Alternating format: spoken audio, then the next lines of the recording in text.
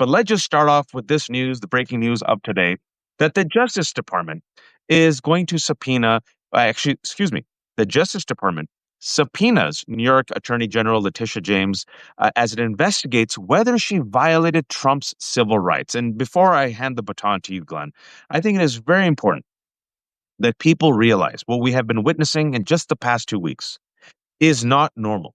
None of this is normal. This is what happens in authoritarian regimes. The Justice Department, the DOJ, law enforcement is not a private tool of the president to unleash against his enemies and at his whim. That is what happens with, I don't know, Savak in Iran or the Gestapo, right? And with that, I yield the floor to you about this piece of news. Yeah, I think both authoritarian regimes and banana republics laugh at us. I can see Kim Jong-un saying to himself, man, I couldn't get away with the shit that Trump's getting away with. I mean, it has become just that bad. So let's be absolutely clear. The political appointees at the Department of Justice are Donald Trump's personal attorneys. Yep. If there was any lingering doubt about that, I forever talk about Todd Blanche as Donald Trump's former criminal defense attorney. And I don't want to mix sort of abuse apples with corruption oranges, but we will at some point, I'm sure, talk about Epstein and how Todd Blanche was the attorney, the political appointee who was dispatched to interview Ghislaine Maxwell. Todd Blanche, Waj, as you well know, is still the keeper of Donald Trump's criminal secrets as his former criminal defense attorney, because the attorney-client privilege never evaporates. It never terminates. Once you represent somebody and that person divulges all of his criminal secrets, which defendants typically need to do if they're going to be well and fully represented by their defense attorney, you are the keeper of your client's former client's secrets for your entire life. So in a very real sense, Todd Blanche remains Donald Trump's attorney, but now it's even more blatant. Now the Department of Justice is issuing subpoenas, seeing whether Tish James may have violated Donald Trump's civil rights. Are you fucking kidding me?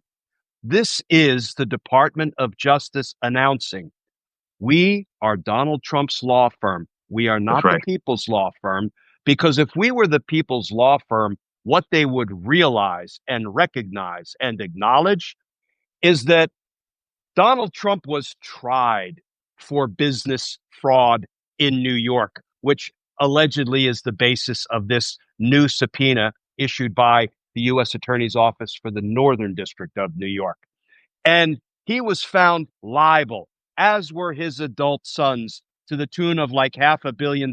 In fact, $454 million. I'm not good at math. $4 million. Me. And Judge Erdogan said that these crimes, these fraud offenses by Trump and his adult sons, we're not talking about Barron, quote, shock the conscience of a long-time experienced New York State court judge. So it's up on appeal now. This thing has already been litigated, laid to rest. Trump is liable, but somehow Attorney General Letitia James violated Donald Trump's civil rights in the process. He had his day in court. He had his due process rights honored and then some. So this is nothing more than Donald Trump weaponizing the Department of Justice, using it to intimidate his enemies. It's no different than his announcements that I'm going to prosecute this person. I'm going to prosecute that person. I'm going to criminally investigate Obama for treason. It's all a bunch of public relations bullshit, plain and simple. I think the next thing we will see is a motion to quash, which means it sounds a lot like squash, but it's motion to quash the grand jury subpoena, because it's an abuse of the grand jury process, and they will litigate whether this subpoena had any lawful basis to be issued to Attorney General Tish James. Yeah, and you and I know it's all bullshit. You're a federal prosecutor. I'm a non-practicing retired attorney. Letitia James did her job. She won the civil lawsuit. The civil lawsuit that Glenn is talking about was a $454 million lawsuit that he lost. That proved she made her case. She proved her case that Donald Trump, through his company, defrauded the state of New York to the tune of $500 million, folks. This man has been liable for sexual assault against Agent Carroll, for defamation, and for fraud. And he still hasn't paid that bill. And folks, there's also fraud settlements that he's done with Trump University and Trump Charity to the tune of, if I recall, Glenn, 20 to $25 million. Folks, this is him doing distraction. And the really sad part is the distraction is being done by the Department of Justice. Yeah. Pam Bondi is the Attorney General. Glenn, can you tell people what the job of an attorney general used to be? Represent the interests of the American people. You know, we all take the same oath to the Constitution. I took it back in the 80s when I joined the Army and entered active duty. I took it when I joined the Department of Justice. And you take an oath of loyalty to the Constitution to uphold the rule of law. You don't have clients, technically speaking, as DOJ lawyers, but you do represent somebody's interests. It's the interests of the American people. As General Milley said, we don't take an oath to a tyrant or a dictator or a president. We take an oath to the Constitution, such that when the president violates the Constitution, we have to stand up against the president because our oath to the Constitution governs, right? It controls. So when Donald Trump is sitting in the Oval Office day after day when he's not out on the golf course cheating, he is signing unlawful and unconstitutional executive orders, one after another. We know that judges, federal court judges from coast to coast, from the trial court to the various circuit courts of appeal, judges appointed by Democrats, judges appointed by Republican presidents, are ruling against him and saying things like, what you did, Mr. President, was, quote, blatantly unconstitutional. And here's the thing, Waj. I believe there are relatively few DOJ lawyers remaining who are Yeah. willing to go into court, put their bar license on the line, and lie on behalf of a corrupt president and argue to judges, oh, no, it's constitutional for Donald Trump to pick up a Sharpie with his little tiny fingers and cross out constitutional protections like the birthright citizenship guarantee. And judges are mocking those DOJ lawyers, are finding that they're making bad faith arguments, they're misrepresenting facts, they're not loyal to the truth, they have no supporting evidence for the assertions they're making. But they're going in and saying Donald Trump's unconstitutional conduct is constitutional, and it's getting them referred to their state bar council. Three more came recently. I believe, Waj, the ranks of the DOJ lawyers who are willing to do Donald Trump and Pam Bondi's corrupt bidding are dwindling. The ranks are dwindling. I And, hope and so. it's going to be I hope so. harder and harder to find people to go in and put their law license on the line by arguing that Donald Trump's lawlessness is lawful, which makes me believe, and I've been saying this for a long time, it's going to implode. It's all going to Mm. implode. I don't know when, I don't know how, I don't know how much damage they can do before it implodes, but I believe it will implode. This is not sustainable, not at DOJ, and this is not sustainable the way Donald Trump has been governing, perhaps more precisely, ruling over the American people. Generally, I might be skeptical, I'm with you on this, Glenn, because what they're doing right now, and there's so many news stories. We'll get to them before I let Glenn leave. He's a trooper. Is you're seeing them throw spaghetti at the wall, hoping something will stick. And the reason why you're seeing them throw spaghetti at the wall, hoping it will stick, is because they're trying to distract from what has become Donald Trump's kryptonite. The one thing he can't bullshit about, the one thing he can't weave, the one thing he can't, distract the corporate media from, and it's the Epstein scandal. And I believe this Epstein scandal is, folks, according to the latest polls, about 85 to 89% of Americans are following the Epstein scandal. More than 80% of Republicans, independents, and about 90% of Democrats want the Epstein files released. Folks, this is the only thing that Americans can agree upon in the past 10 years. This is literally the only bipartisan issue, is that they want the Epstein files released. And I'm going to use this word, Glenn. I don't know if you're comfortable using this word. From what we've learned so far with the Wall Street Journal reporting and other reporting, is that his attorney general, Pam Bondi, back in May, told Donald Trump, "You're all up in the Epstein files." What we found out last week, CBS and our friend Allison Gill reported at first, is that there was a division in the FBI that was tasked of finding Donald Trump's names in the thousands of documents and redacting it. What CBS also said is that the Attorney General and the DOJ have the unredacted video of the night that Epstein died. And what we're finding out now more and more and more is that Donald Trump and Epstein were very close. And so he cannot distract from this, which is why he is, if you've been paying attention, folks, attacking black folks, Letitia James, Obama, even Oprah. Beyonce, right? Let's just stick with Epstein for a second. You mentioned Todd Blanche.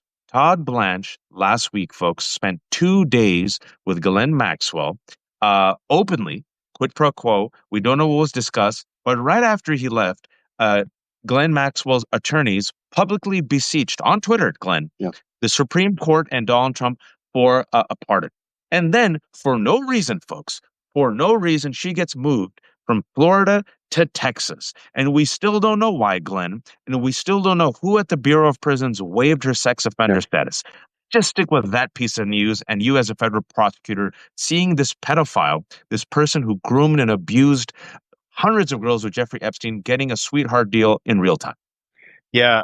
First of all, I believe we do know why she was moved, and I'm going to use the principles um, of jury instructions to prove that we know. In every trial, the jury is instructed by the judge that you are allowed to make reasonable inferences about what happened based on the evidence and information you have. This is most directly pertinent when we're trying to prove the criminal intent of somebody, because the judges instruct the jury, ladies and gentlemen, there's no way to look into the human mind and see someone's intent. That's why the law permits you to infer intent from conduct. I think the reasonable inference that we can draw, and I have already drawn, is that Ghislaine Maxwell said things that were favorable to Donald Trump. So Donald Trump's Department of Justice and Bureau of Prisons moved her from a co-ed prison where men and women are housed, FCI Tallahassee, moved her to that women's camp, prison camp in Texas, where she is not allowed by classification to be confined because she is a sexual offender. They waived or ignored the rules, the protocols, the prohibitions. Put her there. I hear she's enjoying the Pilates classes now. It's barely a gated facility. It really is something of a women's country club, and it's because she said things that were favorable to Donald Trump. Wash, and let me give your viewers a little bit of how prosecutors do business when we sit down with somebody in Ghislaine Maxwell's circumstances. What I mean by that is somebody who committed horrific crimes, went to trial, was convicted, was sentenced to decades in prison, is now serving decades in prison, and is hoping for a benefit from the government, from the prosecutors. Here's what we do. First of all, Todd Blanche is disqualified because he's got a conflict, because he's the keeper of Donald Trump's criminal secrets. He shouldn't be the one sitting down with Ghislaine Maxwell. More importantly, he doesn't know what's in the Maxwell and Epstein files. The only person who should have sat down with Ghislaine Maxwell to assess the story she was dying to tell to Donald Trump's DOJ was the lead prosecutor in her case, Maureen Comey, which is why, even though Maureen Comey, very distinguished federal prosecutor of about a decade who served in the the second Trump administration. She served the first 6 months until Todd Blanche said, "I'm going to go talk to Ghislaine Maxwell," and they said, "Maureen Comey, you're fired." Why? Another Because big piece of news, I'm so glad you reminded us, is that they can't even cover up properly. It's the world's worst, most egregious, reckless cover up that, in addition to Todd Blanche, who, again, folks, is now Deputy Attorney General, but as Glenn has mentioned again and again and again, was Donald Trump's personal attorney. He's the one who went and talked to Glenn Maxwell. We still know what they talked about. And then Maureen Comey, who was the prosecutor, was fired. No yeah, reason given. But we know. Continue. yeah, because it is only the prosecutor in the case who is aware of everything that's in the Epstein and Maxwell files, because she's the one who went to trial and proved Ghislaine Maxwell's guilt beyond a reasonable doubt.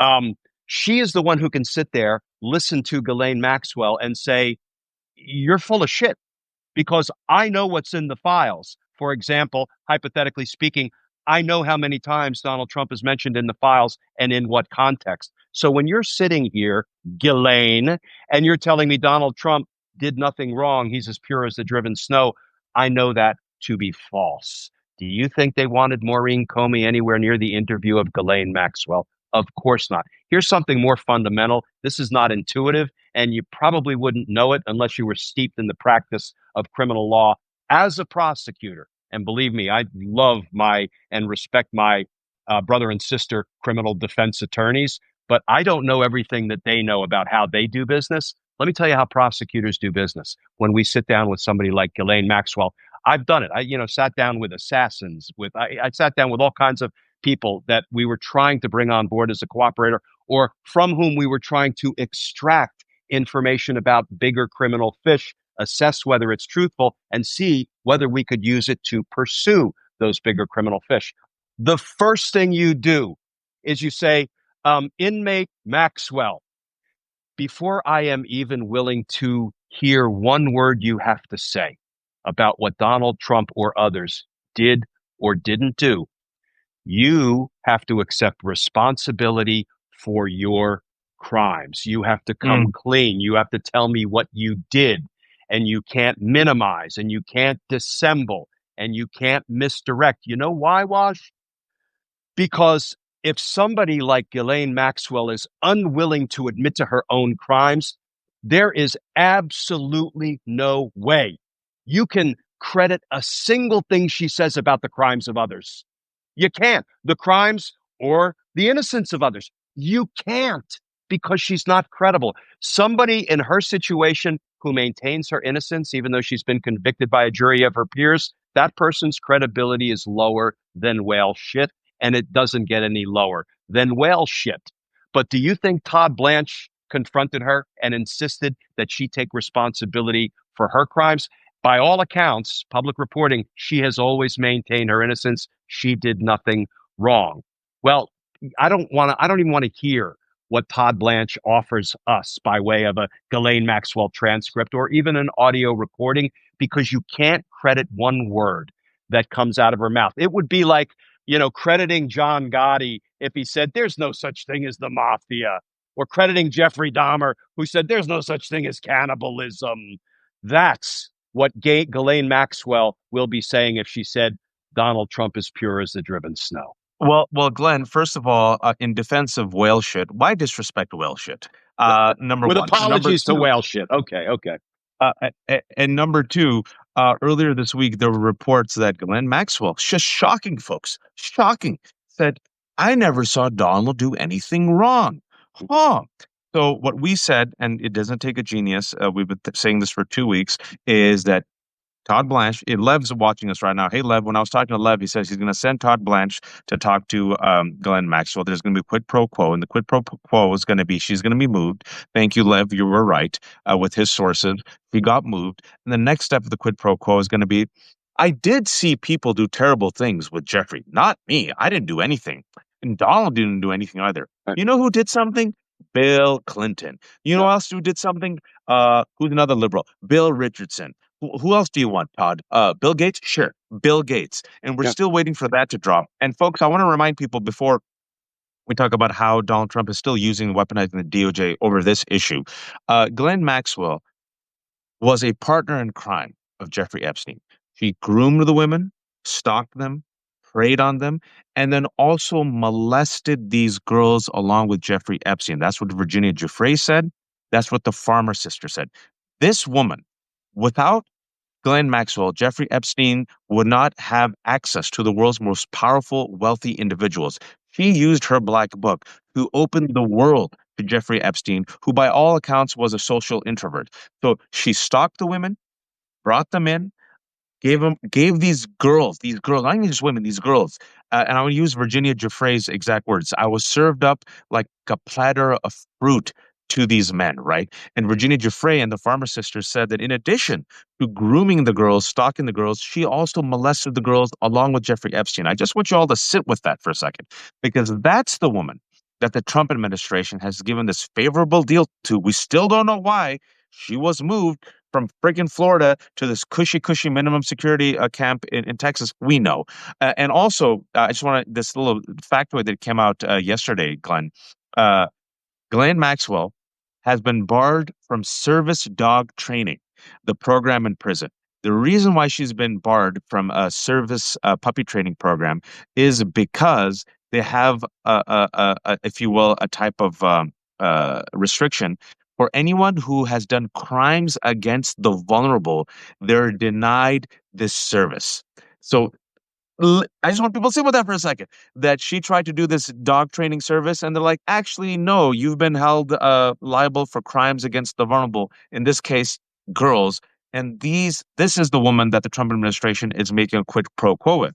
Furthermore, we just found out news that the DOJ, well, specifically Pam Bondi, the Attorney General, Kash Patel, the head of the FBI, Dan Bongino, were supposed to meet with the Vice President, uh, JD Vance, at his residence, Glenn, to come up with a strategy and messaging around the Epstein scandal.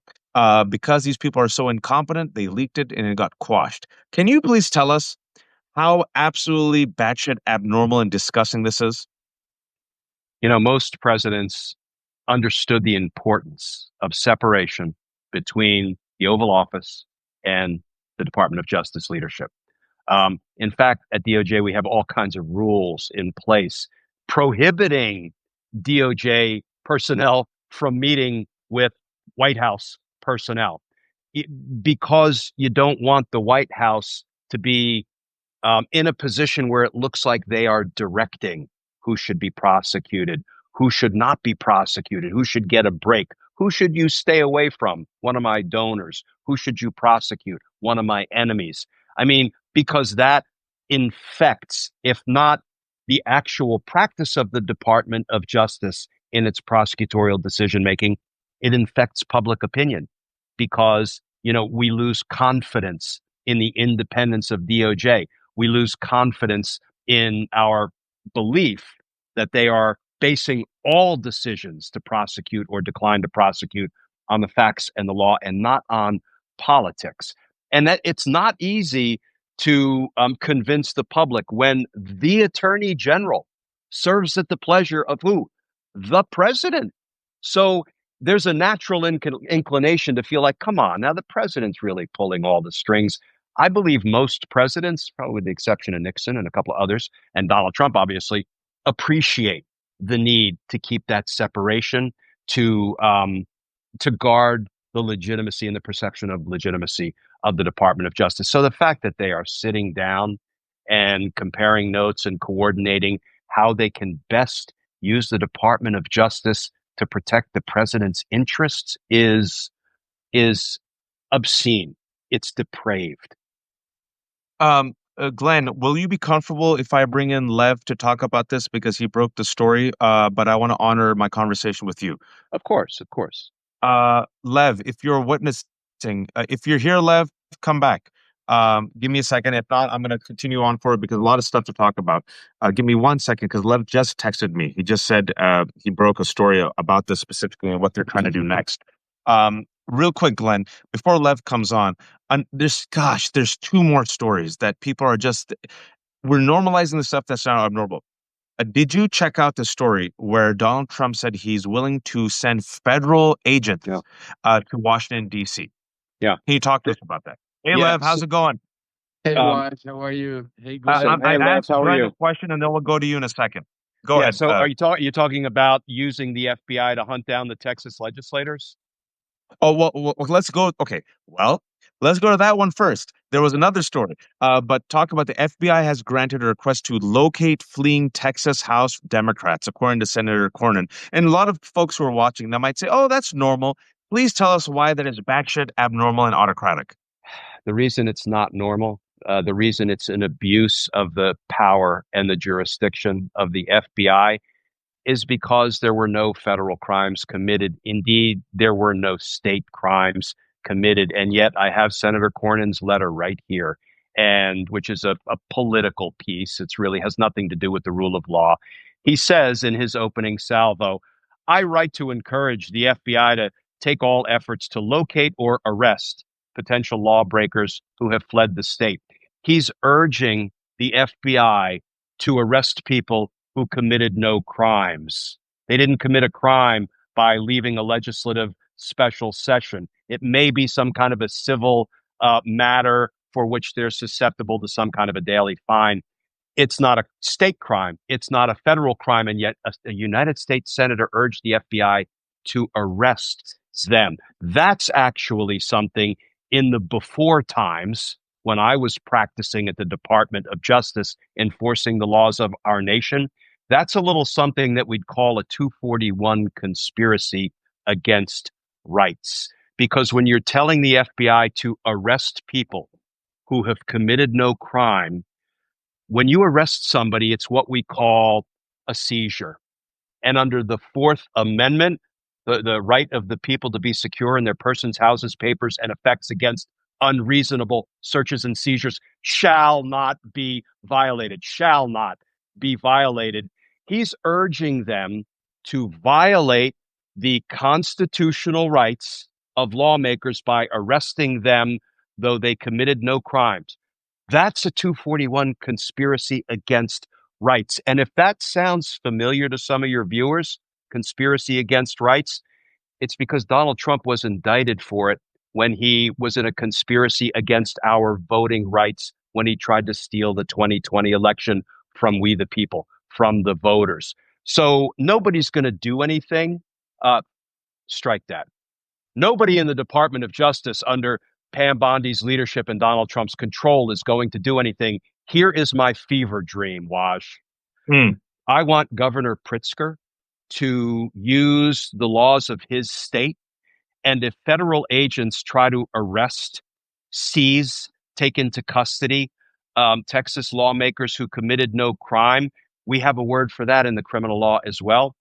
It's called kidnapping. Sometimes Hmm. we call it false imprisonment.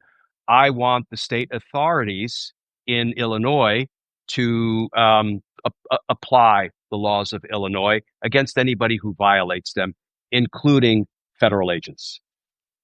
Amen. The folks who are joining us, there's about 1,500 people. I'm joined by federal prosecutor Glenn Kirschner.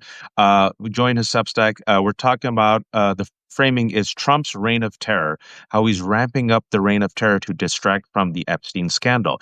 And there are numerous examples. We haven't gone through all of them, but we'll get to them. And we're joined now by Lev Parnas, who was Donald Trump's former,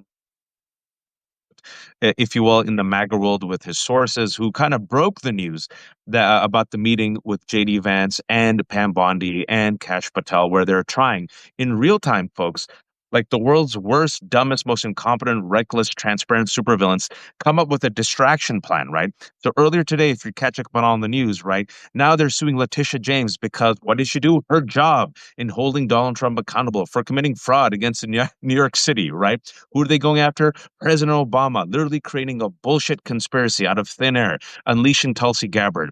They're talking about Oprah. They're talking about Beyonce. He's talking about Rosie O'Donnell. Donald Trump in defense of, I'm not making this up, Glenn, big balls. Oh, you know, that 19-year-old incel teenager for Doge who probably, let's be honest, folks, lied about getting jumped by all these young youths. Donald Trump said DC is a hellhole, even though crime has gone down in DC. Violent crime has gone down all across America. And now he's threatening to send to federalize DC, right? This is a man who's using uh, the military and the National Guard to be unleashed along with massed armed ICE agents to terrorize Los Angeles. And the more and more desperate he gets, folks, my fear is that he will use and abuse whatever levers he has to distract from the Epstein scandal and also to protect himself.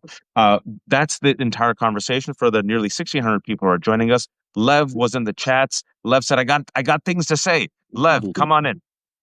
I mean, after you and Glenn, I don't know what I could say. I mean, you guys are incredible. I mean, the way Glenn breaks it down from a federal prosecutor standpoint, I mean, nobody better. And Waj, I mean, you bring it all together. So yeah, I mean, the dinner, the interesting part, I was actually going to Legoland with the kids when I got the call that this dinner was taking place, and I wrote the Substack letter. But it wasn't, most of the reporting was that this dinner was about the Epstein cover up and how they're going to do, which was in fact part of it. And that's why you had the individuals there, which I put out there: Susie Wiles, Pam Bondi, Dan Bongino, not Dan Bongino, I'm sorry, Cash Patel, and Vance and Blanche. But the person that wasn't there was Dan Bongino. That was Okay. another big part of the meeting that was supposed to take place. And when we broke the story, and then CNN and everybody else picked it up, and they asked them in the Oval, and they decided to can it, I got a phone call literally 2 minutes after, and I broke that story that they literally went and had a meeting at the White House between Pam Bondi and Cash Patel. Cash Patel being the intermediary between Dan Bongino and Bondi, because there's a major rift going on. Now you have to understand all this cover up, everything that you're talking about, that we're talking about, and that Glenn has explained to you. The only way any of this works is if everybody falls in line and stays in place. Right now, they have a loose cannon, which is Dan Bongino. We spoke about on your show, if you remember, Waj, 2 weeks ago, Yeah. or we broke it here. We talked about, we said, remember that name, watch that space, Dan Bongino, because since then, since that day, since he left and then came back after his conversation with Trump, there has been no interaction between him and Trump. There has been no love lost between him and Pam Bondi. And part of this meeting was to make sure that Bongino was on board, because what I'm hearing is that he's thinking about leaving and going back to his podcast days. And if that happens, you have to understand, and Glenn could explain it better than me, obviously, that by being this number two man in the FBI, he's seen it all. He's seen the FBI, what they're trying to cover up, and a lot more probably, which now he has. So part of this meeting was before they come out and have Maxwell go out there. Because remember, there's another component that we're not talking about that has Trump added to this whole component that I spoke about, was Jamie Comer from the Oversight Committee, which is now coming in there with the subpoena power and the way he's trying to frame it. And it was, I'm glad that some of the victims have their attorney, Gloria Allred, that came out and said, if you're going to have this sham of a hearing, you make sure we have victims that want to come out there and also speak in front of the congressional hearings and stuff like that. So it's like a three-pronged approach that's taking place. But the one loose cannon that they have that they can't control right now, that is right now taking place, that I'm hearing, is Dan Bongino. Now, he might fall back into place. He might not. I don't know. But right now, this is why we haven't heard the full story. We haven't heard already accusations of Clinton or anybody. We haven't seen anything take place except for her being moved to a different facility. As soon as they get Bongino, which is the last piece of the puzzle that I'm hearing in place, then the story will roll out. I'm going to give it to you, Glenn, but real quick for the people who are joining us and just to connect the dots for everyone else. It is not normal for the Attorney General, Pam Bondi, for the FBI Director, Kash Patel, to meet the Vice President, to engage in a public cover-up of the Epstein scandal. The Deputy FBI Director is Dan Bongino. All these people are thoroughly unqualified. Dan Bongino and Kash Patel helped actually get Donald Trump elected because they were the ones, in addition with all the other MAGA right-wing reeks, to promote the entire deep state conspiracy, QAnon, right? That there's this international cabal of child predators, and Donald Trump is the only one, once elected, he can reveal the deep state and quash the deep state by releasing the Epstein files. Well, folks, Donald Trump is all up in the Epstein files, which is why for the past couple of months they have lied to you. They have engaged in a cover up, right? Because according to the Wall Street Journal reporting, in May, his Attorney General Pam Bondi told him, "You're all up in the file." Dan Bongino, the reason why Lev's been breaking this, he's been a step ahead of corporate media. His sources so far have been on point. In fact, he's broken stuff on this show before. Dan Bongino made his, if you will, bona fides by promoting this conspiracy theory, and now his base is turning on them.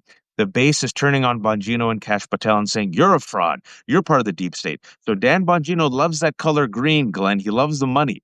And right now, he wants to protect his reputation. So he is the wild card, according to Lev. Let's see if he gets on board. But what you just heard from Lev, your take on this, Glenn?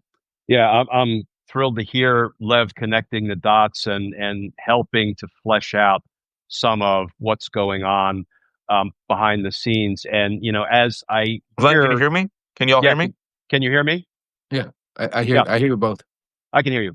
So as I hear this about Dan Bongino, wouldn't it be wonderful if we had one truth teller inside the Trump inner circle who was willing to stand up and say, this shit is wrong, and I am not going to be the one to assist in burying it, in protecting Donald Trump, in doing a corrupt president's bidding rather than being loyal to my oath and supporting the interests of the American people. Dan Bongino, I don't know him from Adam, but if he wanted to stand up and be the truth teller in this little RICO conspiracy that's going on, in the Oval Office, and I say that not jokingly. I was involved in prosecuting the largest RICO case we ever brought in the courts of Washington, D.C. And when I hear Lev describe it, and I've described it previously as Donald Trump running a corrupt organization, racketeer influenced and corrupt organization, that's what this feels like to me. And so it would be wonderful if a Dan Bongino could stand up, tell the truth. Frankly, he would become a hero to the FBI agents who are stuck under the corrupt leadership of Trump, Bondi, and Patel. He could go down in history as a hero who really came forward and disclosed what was going on. I also think back to my RICO days, though, because when we had cooperators who came from inside the organization, flipped and testified, I vividly remember having one on the stand, and I said, "Well, Mr. Andrews was his name. He's no longer with us. What would happen? What would happen if you left the criminal organization?" He said, "Oh, one thing and one thing only: death." That's what And exactly. I worry about what would happen to a Dan Bongino if he stood up, told the truth, and exposed this. But that's no reason, doing what's right is not always easy. Sometimes it's extraordinarily hard, but history would be very kind to Dan Bongino if he stepped up, disclosed what was going on inside this criminal conspiracy, and helped save the republic. That sounds hyperbolic, but we are all in it to save our republic right now. Well, not all of us, Glenn. That was my follow-up question that you addressed. Is Dan Bongino, of course, it would help him with his base and his money, but also he'd be going up against a very aggressive, almost authoritarian Trump regime that has Kash Patel and Pam Bondi and Todd Blanche and Emil Bouvet and the Supreme Court. Dan Bongino has the goods, and he does have the goods. As Lev said, he's seen the files. He knows what's up. He becomes now the most dangerous person, him and Ghislaine Maxwell, right? So you need his, if you will, cooperation. And Lev, maybe there's an opening for Dan because you see Donald Trump falling. You see Rupert Murdoch. We've talked about this, sharpening the knives and going against Donald Trump by dropping these bombshell reports. You're seeing the manosphere, the Joe Rogan brosphere, turning on Donald Trump right now. There are these cracks. And what Glenn said, I want to believe that Dan Bongino can be the hero. I don't think he'll do it for those noble goals, Glenn. But is there an opening right now, 7 months in, where everything seems to be going to hell, for Dan Bongino to emerge as the Dark Knight, if you will, and be the whistleblower? I mean, you'd want to hope there is, but I'm going to say this because of the right now the way Trump has control of the whole situation. Who would he whistleblow to? This is the whole situation. This right now we don't have a Congress that would listen to him. Is he going to go Jamie Comer? Is he going to go to? I mean, Trump has them cornered in. That's why I think Dan Bongino hasn't come out yet. Not because Dan Bongino is a great guy or he wants to do it. I don't think that's because he has a conscience all of a sudden. Because if he had a conscience, he would come out. For all the victims, for all the child that were hurt, for all the women that were hurt. I mean, if it was about conscience and doing the right thing, it would. I think he would have already came out because I mean he's been quiet for the past since July 6th when this whole thing started. I think it's more about he's trying to figure out and negotiate his place in what happens if Trump loses, if the House takes over, if there's a lot of scenarios that are taking place right now. That's why you see, like right before I came in, you guys were speaking about what's happening in Texas. That's another thing I'm hearing, behind the scenes, that Trump is pushing all the buttons. Like they're literally trying to figure out what I'm hearing. Glenn, I don't know, maybe you could comment on this. Is that one of the other things I'm hearing is they're trying to somehow open up a conspiracy, a bribery case to try to be able to link this and make it a federal case, to be able to have some sort of indictment power, not to have a case stick. This is the interesting part, but Right. to at least have the right to arrest him and bring him to Texas, do the quorum, and then let it fall apart. They don't give a shit. That's what I'm hearing. Yeah, and it's a great point you raise, Lev, because they are forever threatening. They are threatening criminal investigations. They're threatening prosecutions. But you know what? One, it takes a grand jury to indict. Two, it takes a federal judge to issue a federal warrant. And here's the thing, and I hope the Dan Bonginos of this sad episode in our nation's history at the moment will keep this in mind. Yes, Donald Trump's all about fear and intimidation. However, Donald Trump has been threatening to prosecute people for a decade. Who is the OG of Donald Trump's wrath? I'm going to prosecute her, lock her up. Hillary Clinton is the OG on Donald Trump's enemies list who's going to be prosecuted. Take my word for it. She hasn't been indicted for so much as a traffic violation. But Donald Trump was going to investigate. Let me take a deep breath.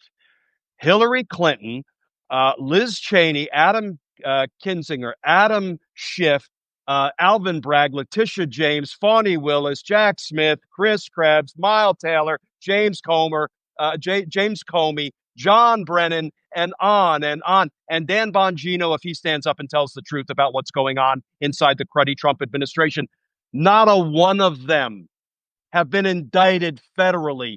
And even if he could indict them federally, because he could find a DOJ attorney to lie to the grand jury and an FBI agent to be the witness called by that DOJ attorney before the grand jury, and he's going to have a hard time finding an FBI agent to lie and say all these people committed treasonous crimes, so I want you to indict them. Even if he could, and he hasn't done that yet, he'd have to run it through the federal courts. And my prediction, Wash, is the first vindictive, evidence-free, baseless prosecution Pam Bondi tries to bring against one of Donald Trump's perceived enemies will be crammed down DOJ's throat by the federal judge. I don't care who it is, with the exception of Aileen Cannon, would be crammed down the throat of the Department of Justice, and it will be the most successful vindictive prosecution defense we have ever seen in our nation's history. And I teach criminal justice, and I teach selective prosecution and vindictive prosecution. Very hard to prove, except when Donald Trump says all these people committed treason, just find something and indict them. You know, he is becoming a paper tiger. All of these things, this is part of distraction palooza from the Trump Epstein Maxwell scandal, because just last week he said, I'm going to prosecute Jack Smith. That fell flat. It didn't distract. I'm going after Obama. That fell flat. It didn't distract. And he's losing power. He's not gaining it. He is becoming more desperate, not more confident. I don't know if that means he's going to implode, but the people, when more people stand up to him, and Dan Bongino should be one of them, he gets weaker, not stronger. So do the right thing for the right reasons. Do the right thing for the wrong reasons to appease your MAGA base. I don't care, but do the right thing. I want to go to Glenn one last time because he has a hard out in 2 minutes, and then I'll give the last word to Lev. I hope you're right, Glenn, because we've seen when a few people stand up to a bully and a fascist, the bully always has weak knees and a weaker chin. Unfortunately, we've seen too many people, too many corporations, too many billionaires bend the knee. In some cases, Tim Apple, otherwise known as Tim Cook, openly bribing the president with a 25 carat, 24 carat golden bait, right? And CBS bending the knee, ABC bending the knee. The Brown University, Harvard University, bending the knee, corporate lawyers bending the knee. You just need some courage. And courage is contagious, just like Yeah. hope. And we are seeing the knives being sharpened against Donald Trump. That's my analogy, which explains to me why Rupert Murdoch, that flaming leftist, that flaming lefty progressive Rupert Murdoch has dropped so many articles about Epstein and Trump in the past couple of weeks. I do believe he's weakened. I do believe people see cracks. I do believe people see this as a kryptonite. He's 79 years old. He's doddering. He's not the same man that he was 10 years ago. And I do believe there's a fantastic moment here for some people to rise up and Julius Caesar him within the party, figuratively, even a person like Dan Bongino. But I have to ask you this, Glenn. Uh, you've given the optimistic, hopeful, if you will, narrative.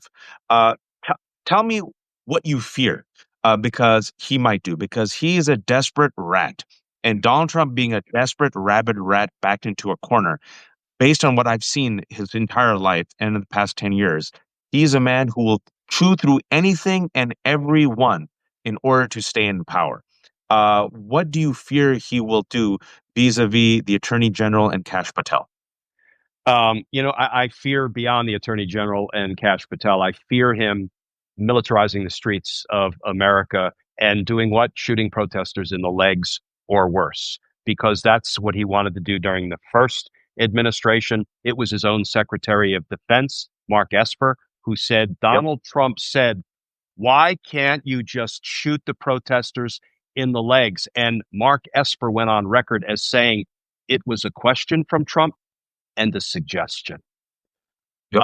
My fear is that the end game is the military is called upon to keep Donald Trump in power. And the military members, I was active duty Army 6.5 years, forget their oath of loyalty to the Constitution and forget their responsibility to disobey unlawful orders, because you have to go against the president of the United States if he is engaged in unlawful conduct and giving unlawful orders. Then it's your job to uphold your oath to the Constitution and save the republic, not do what a criminal president tells you to do. That is my fear. That's the ultimate end game, that it comes down to the integrity of the military and their willingness to abide by their oath and disobey Donald Trump's unlawful orders. You've heard me say it. You've heard Lev say it. Now you're hearing Glenn say it. Glenn is a federal prosecutor, a sober person.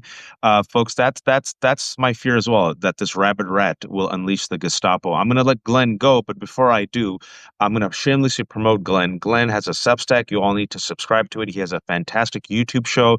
Glenn Kirschner 2 is how you get to it. It's called Justice Matters. It has about 1.1 million subscribers. Let's get him to 1.5 million subscribers. Glenn is one of the good guys, and I thank Glenn for joining me. I kept him 1 minute past 150. I hope he'll forgive me. Thanks, Glenn. I'll see you later, buddy. Take care. I'm Thanks, going to go Lars. to Good Lev. seeing you, Lev.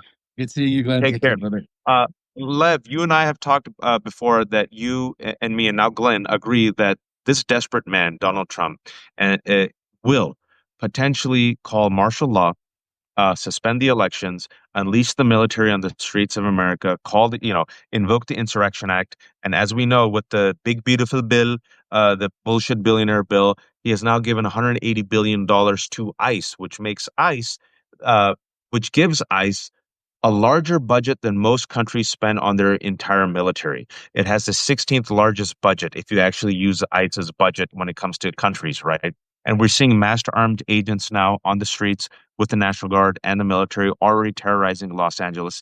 We saw the FBI, being invoked to pursue the Texas Democrats. Yes, it's bullshit, but nonetheless, it's terrifying that Comer has subpoenaed the Clintons. Comer has threatened Clinton with jail time, right, if they ignore the subpoenas. I want to share Glenn's optimism in that, yes, Donald Trump is blustering and this is not enforceable. And of course, this is bullshit case that he did against Letitia James. All of it's going to fall. But nonetheless, we're normalizing the abnormal. This is him using and abusing the Department of Justice, law enforcement, Gestapo, masked armed agents against any and all enemies. This is not normal. This is what happens in authoritarian regimes. This is what happens in Saudi Arabia, Iran. This happened during Mussolini. This is what happened during Nazi Germany, right? Uh, your take on and what you've heard from your sources about how desperate Trump is when it comes to the Epstein files and what they're planning to do if they can't turn this around. Well, first of all, you very well said, Waj. You said it 100%. And with all respect to Glenn, Glenn is a prosecutor, and the one thing I could say is he had a lot of hope today, which I'm with him because hope is all we have to be able to move forward again. But I'll tell you honestly, from what I'm hearing and from knowing Donald Trump, there's a huge difference, and there's a reason why Clinton hasn't been arrested yet. There's a reason why people didn't get shot into the legs because there were people like Esper. There were people that were in the DOJ, people, they were not loyalists surrounding Trump in his first administration when I was there. It was people there that now they call them rhinos. Now they call them, all kinds of names. They were not, they were would stop them. It would say, like Esper would say, you can't do that. You can't shoot him. The difference now is if he turns around and says, "Hey, I want to shoot him," you're gonna have Pete Hegseth out there saying, "Give me the gun. Let me." He'll be the first one trying to shoot the person because they're That's trying to right. outdo themselves. So, with that said, I don't think that's why I send the alarms and you talk about it, and that right now what's happening is completely different and scary, and that's why I say I think, and I'm being honest as I can, what's going to take place in the midterms, what's taking place right now, actually, this fight that started with Texas, and right now people aren't even talking about Wash, but there's already the overflows happening in Florida. They've already written a letter in Florida that the Florida state reps wanted to start doing redistricting also. If you don't, and DeSantis just did 2 years ago. He just literally did 2, 3 years ago and gave them an extra 4 or 5 congressional seats in the previous time, and now they wanted And to do now the Vance and Trump are pressuring Indiana to do the same. and now they're and this is what I want to say, something very important. We have over 2,000 people there right now, and this is the message I want to say, very important to every one of you. Get on your phones, get on your emails, get on it, and make sure call Gavin Newsom, call Pritzker, call Holker. Enough waiting. Stop the bullshit. When Gavin Newsom says, "I'm going to wait to see if Texas does it. If they don't do it, I'm not going." They're going to do it. They're They're going to going to do do it. everything they can. Don't wait till they do it, because if you wait too long enough, you're not going to be able to do it. They're still going to do it, and they're going to get away with it. We need to save our democracy. We need to get the world back. We need to do whatever it's not about looking good. It's not about who are you trying to appease. Who's looking? You need to save us. This is why we lost to begin with. This is why you lost to Trump, because they don't care what it looks like. They're out there trying to do whatever it takes to stay in power. Just look at just a simple fact that people don't even notice. Look what he's doing to the White House. Do you think that's a person making these changes that's planning on leaving or in a couple of years? Trust me when I tell you, there's a whole plan behind. This is what everybody saw. This is why there are sources.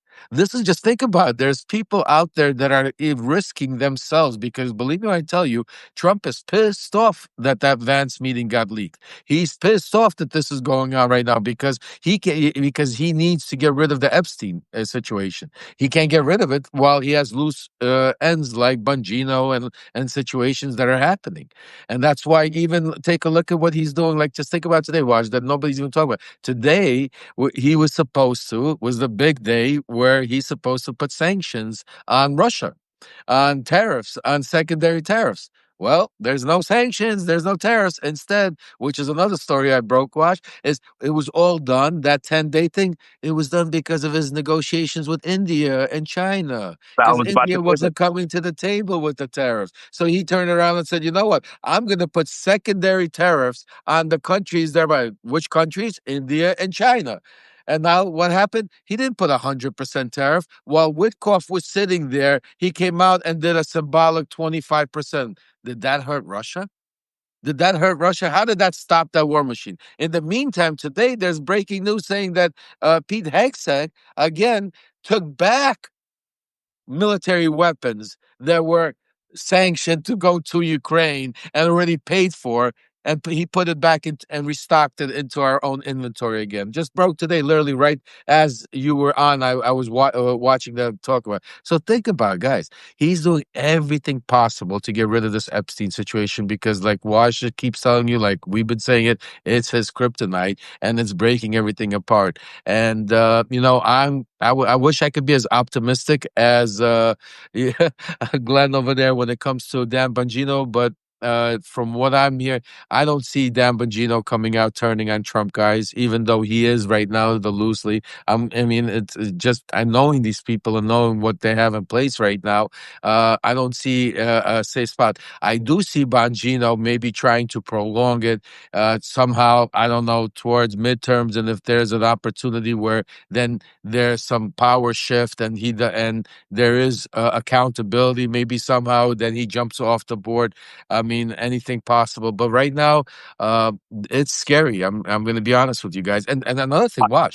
Just Yeah, go I'm ahead. sorry to interrupt. Is like yesterday. Another thing people aren't talking about that they have also lowered now. Just think about this. They lowered the age for ages from 21 to 18. So now you're able to take 18-year-old kids, bring them in there, give them AR-15, put on a mask, and you got guys like Tom Homan. You don't have guys out there that are is talking about you have to be protect the constitutional rights of every individual. You have to teaching them how to properly make this arrest. No, you have a free for all gang out there that are giving 18-year-old kids brainwashing him like to play this game, whatever you call it. You know that these games that they play on Call of Grand Duty. Theft. Call of Duty or whatever. Now to go out there and say, bring him in. You get rewarded if you get me more people. Don't worry about and don't worry about if you mess up or if you shoot somebody or if you arrest an American citizen or if that. Don't worry, we got you. The most important thing is bring as many as you in. Now think about that. You got 18-year-old kids doing that, and they're doing it now. Why? Because part of what we mean you're talking about is he's preparing the militarization. Because what Glenn said I believe there's a lot of good people in our military, in our services, that would not take those orders, that would not turn. That is why Trump gave that money to ICE, because ICE is controlled by Tom Homan. Tom Homan is not put in there by approved by Congress or by Senate. He has loyalties to one guy, Donald Trump.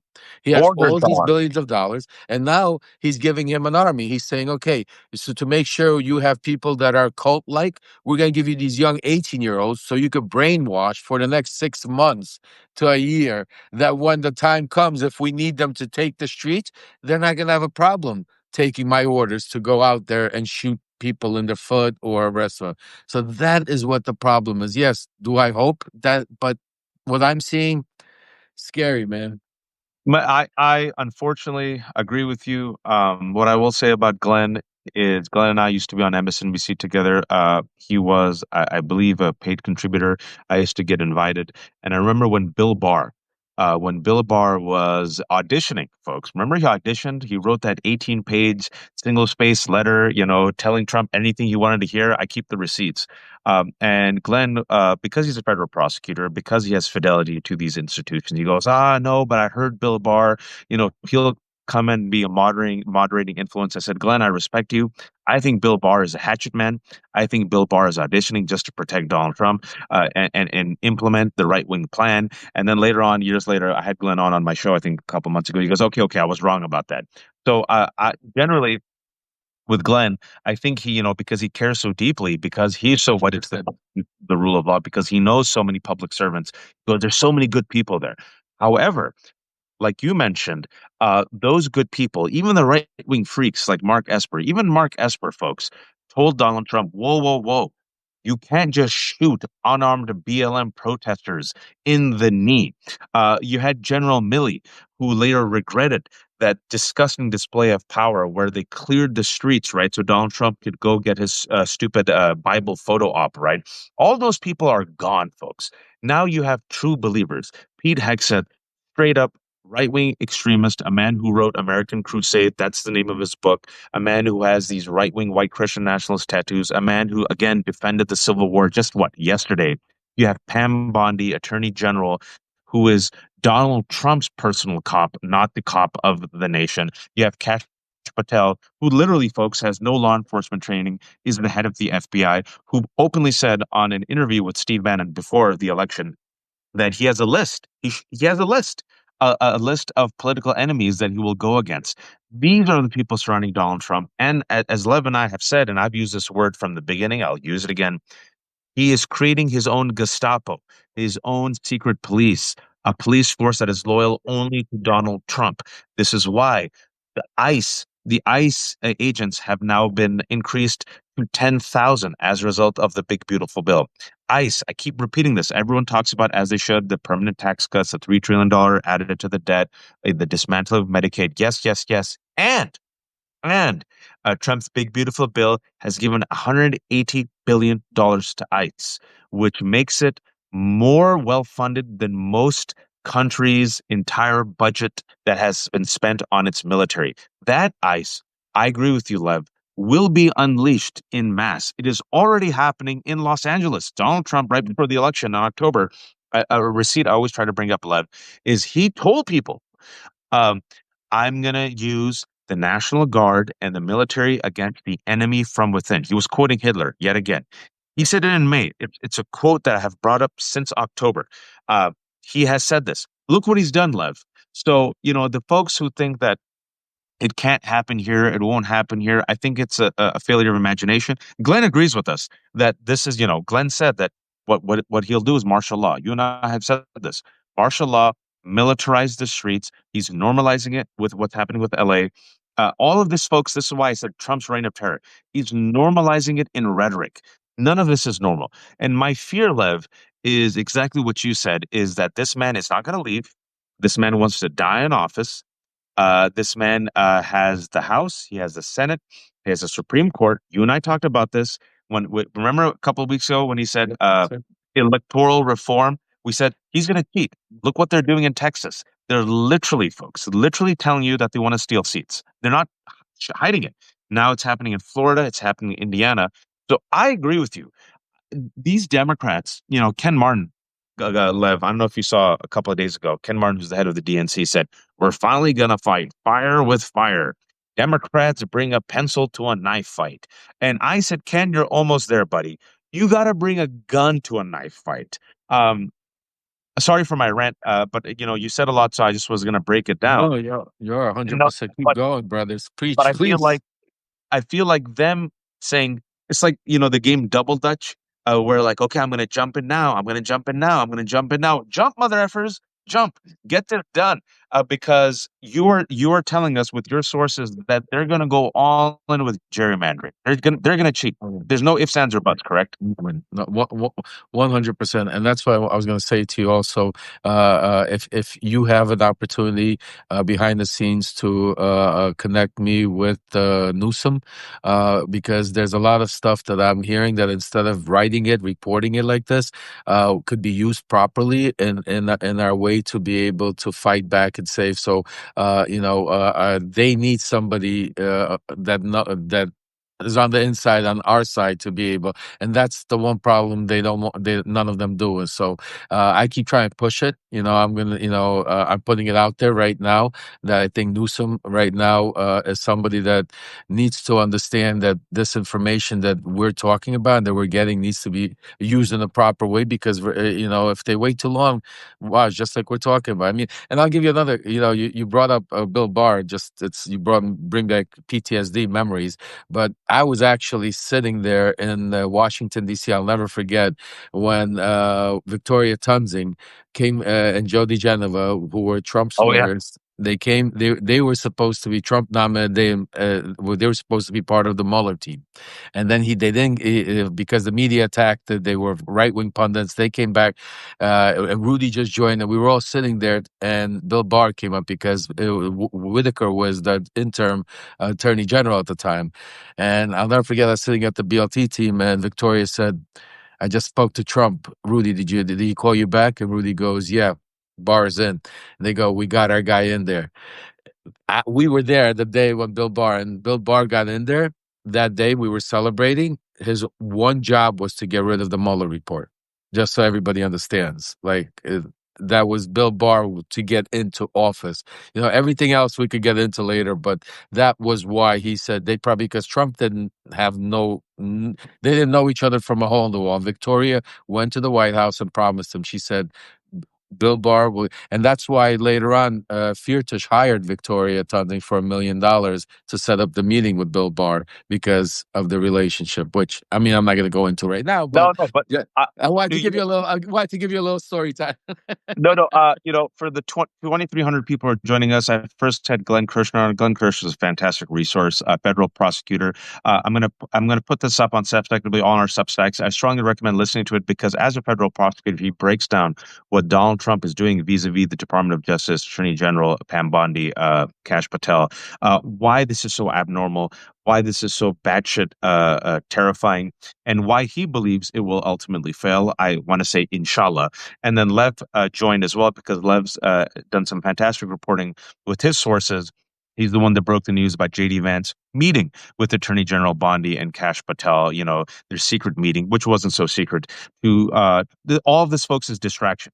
All of this distraction is also Donald Trump trying to consolidate his power and use and abuse the DOJ as his personal, a Gestapo, if you will, along with ICE to attack all of his critics and enemies.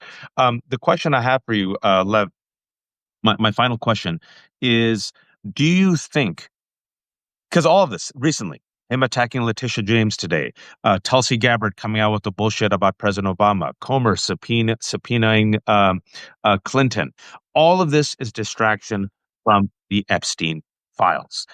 The House recessing early, but finding time to meet Benjamin Netanyahu a couple of days ago. All of this is so they don't vote on releasing the Epstein files. Can he escape the Epstein crisis? No, absolutely not.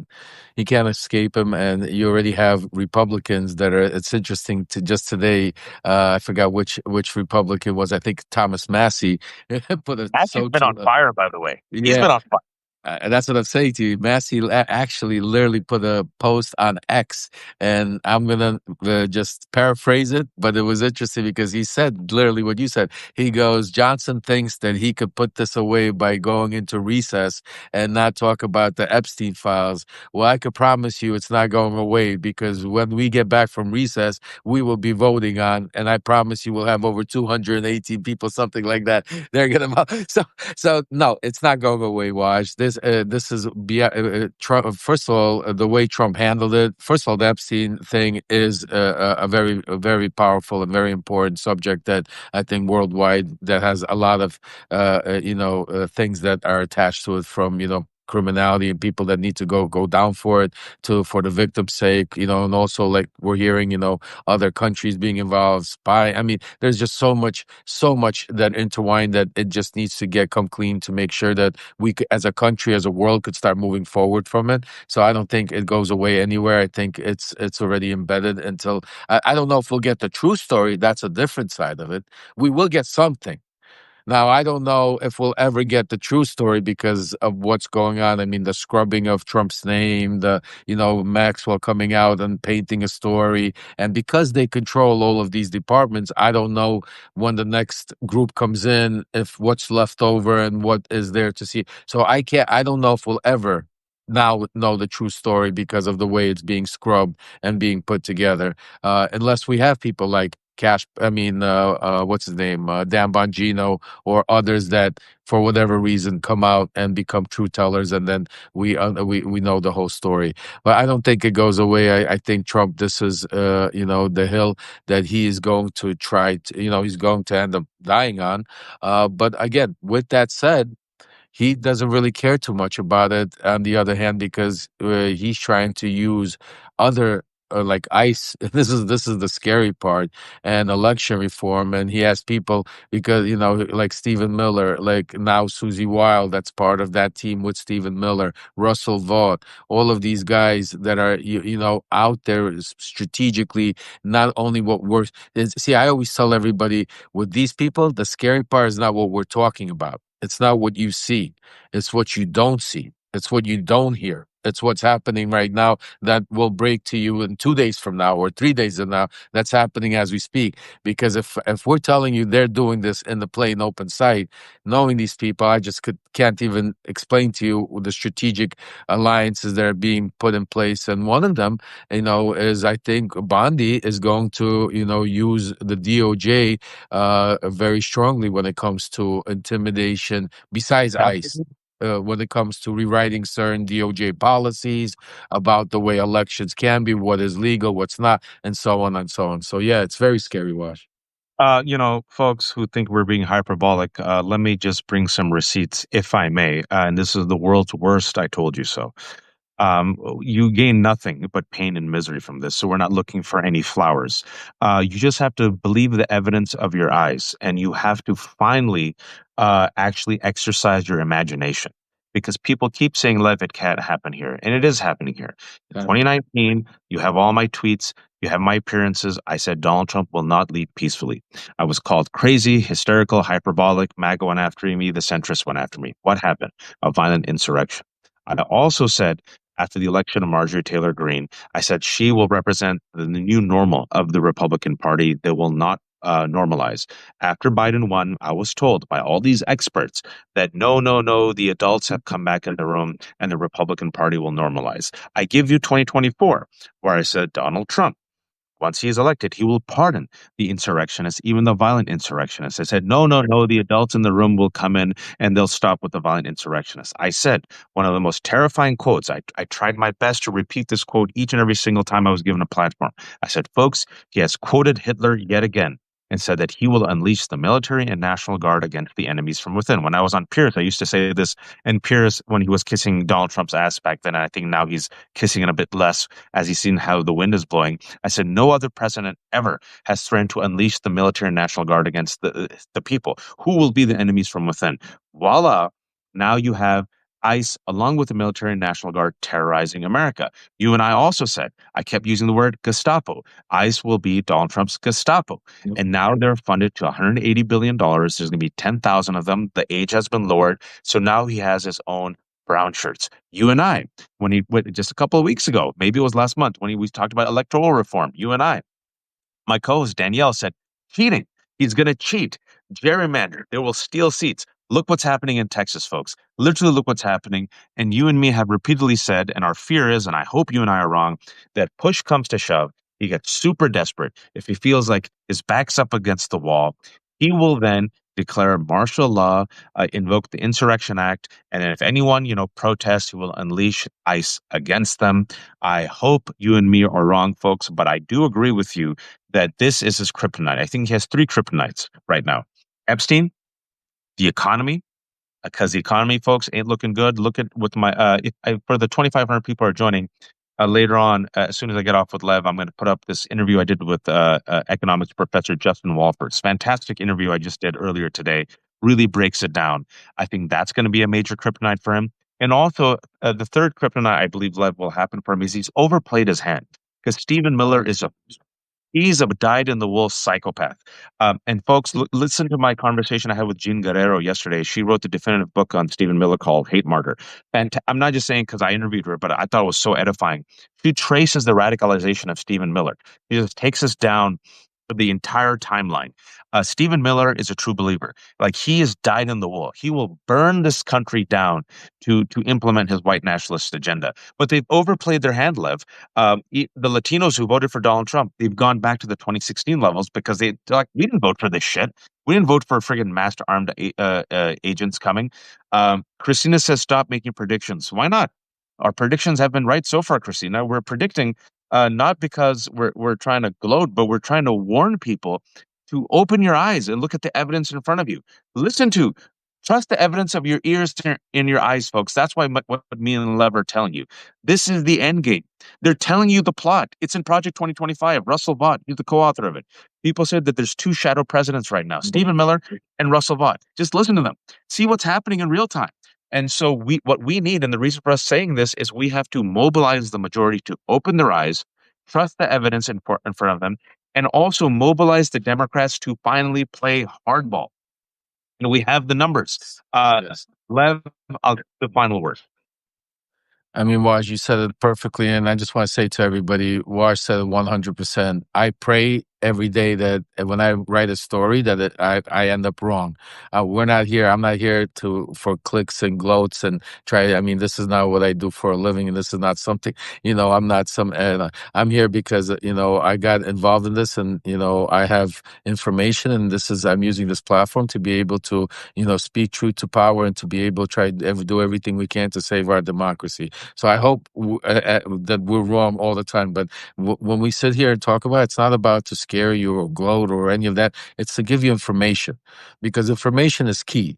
Information is the most important part that you need to know to be able to fight this fight, to be able to save our democracy. Because if you know what's ahead of you, if you know what's going on, you could deal with good, bad, or indifferent. I told you, we're never going to sugarcoat it. So it's not about, saying, oh, they're going to invoke Marshall. I hope he never invokes Marshall. I hope tomorrow something happens and, they throw him out. They invoke the 25th Amendment or whatever. And yeah, I wish that. I hope we don't sit here, but that's not the case. When we have to look at reality, and reality is that right now, what we're telling you here is truth and fact. We're not speculating. We're not giving you opinion or guessing. This is factual, what's happening, and it's being confirmed every single day after we keep reporting it. So I just want to say this, that for all of you that are out there that are already subscribing or following, God bless each and every one of you. For those of you who have not yet, make sure you hit those subscribe buttons, become paid subscribers, because remember, we don't have big corporations. We don't have the Elon Musk. We have these billionaires fighting this fight. We have you, each and every one of you, that enables us to sit here and speak truth to power. Because trust me when I tell you, Donald Trump is not a happy camper that meeting got canceled. He's not a happy camper that we're sitting here talking about, that now Dan Bongino is on the spotlight. These are things that we risk every day to be able to give you the information for each and every one of you to be our megaphone, be our extension of our voices, to go out there and to spread the news and make sure that everybody knows, because we don't have no paywalls or stuff like that. We're here to get you the information, because what we want is to save our democracy. So God bless each and every one of you. Thank you, Wash, for having me. I didn't expect it. I just got back from Legoland, but when I saw you and Glenn on, I wanted to listen. You guys do some great reporting, to hear some myself, and then so I appreciate you having me on. Yeah. We've been to Legoland many times. I understand. That's why you look the way you look right now. Yeah, I've been there many times, brother. Folks, stay informed. People are saying, last thing I'll say, what can we do? You need the information. You need to separate fact from fiction. You need to be, dare I say, woke. And also, folks, listen, we have the numbers. We have the majority. The Democratic Party is finally listening to the base. The reason why Ken Martin said we have to fight fire with fire is because they're realizing that the people are done with the okey doke. They want their Democrats to actually stand up. They want people to stop bending the knee. So far, it seems in corporate media, the only person that's resisting is South Park, right? And look at South Park. It's relevant. It's always been relevant, but it's topical. People are like, yes, more of this, right? So we need you to put pressure with your voice, with your votes, and with your dollar, the almighty dollar, folks. Invest in those resources, those individuals, those politicians, those companies that are resisting, and withhold your dollar and your vote from those people who aren't. We have the numbers. And right now, what I will say is Donald Trump is weakened. He is in a corner. Epstein and the economy are his kryptonite. It's going to get worse for him. And as it gets worse for him, unfortunately, it might get worse for us in the short term, because he is a desperate rabid rat, unleashing his reeks and the Gestapo to quench us. But there's more of us than there are of them. And then if we can, inshallah, just weaken, chip away, right? Maybe you might get a Bongino here, or he's already lost, like, in some parts, Marjorie Taylor Greene, Tucker Carlson, right? Joe Rogan, a lot of their viewers are fleeing, right? That's all it takes. Chip away. Every single person can do their part on a local level to just chip away against fascism. So we're doing our part. Thank you all for watching. This was The Left Hook. I had Glenn Kirschner on, federal prosecutor, for the first 50 minutes. I strongly recommend going back for the 2,500 people who are tuning in late, who really does a fantastic breakdown of how everything that the Trump is doing vis-a-vis the DOJ is so dangerous and rooted in bullshit, and what what's normal versus what we're witnessing right now. And then Lev came in, and we did a tag team talking about how all of this is a distraction, the distraction from Epstein. What Lev and I have said for weeks: Epstein, Epstein, Epstein. You just go all in on it. That is his weakness, folks. And I'll be back at 6 p.m. I'm guest hosting for Mary Trump. She's taking the day off. And after that, I'm talking to Rula Jibril about what Israel's just horrific plan as of today. The Security Cabinet voted to conquer, aka occupy Gaza. It's terrible for Palestinians. It's terrible for Israel. It's terrible for Jews. It's terrible for Arabs. It's terrible for Muslims. It's terrible for the United States of America, which Terrible is for the world. It's terrible for the terrible world. for the world. And folks, Donald Trump can pick up the phone right now, literally as a president. He can pick up the phone, tell Netanyahu, cut this shit out. If you don't cut it out, I'm going to stop sending weapons. Literally, Reagan did that in the past. Eisenhower did that in the past. If Trump does that, this can end. But Trump has been dog walked by Netanyahu and Vladimir Putin. Yes, Putin. No sanctions for Russia, but doubling down on tariffs against India. How do you think that's going to work, folks? Tariffs or taxes paid by you and me. Thank you all for watching. Lev is at Lev Remembers. Please subscribe to Lev. This is a Lev Talk. Folks, see you in a couple hours. Be kind, be decent, be empathetic, speak out, and please, oh, please don't be a fascist. Take care, Lev. Take care, Watch. Have a great